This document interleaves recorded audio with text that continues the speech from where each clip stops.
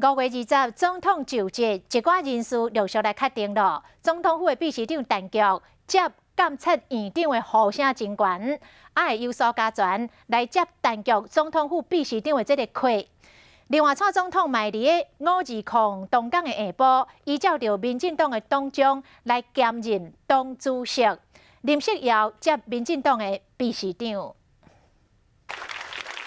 520总统就职典礼后，总统蔡英文下晡会到民进党中央进行党主席交接，将兼任民进党主席的蔡英文半暝伫面册顶面写讲，宣布要做党主席以后，民进党秘书长将由前行政院副院长林锡尧出任，要部署党部的团队，并且展开党务交接的工作。啊，那倒应台呢？对我个人确实没有深入的任何讨论，我只跟总统讲说，不要太花费心在我身上，我真的这样讲过。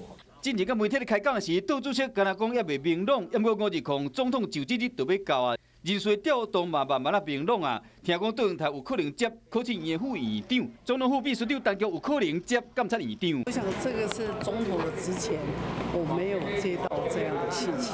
那目前我在总统府，好吗？ 后届代志，陈菊无想要加讲，估计卖卸任的国员，也有国安会秘书长李大为，520了后，由什么人来接？后礼拜对知。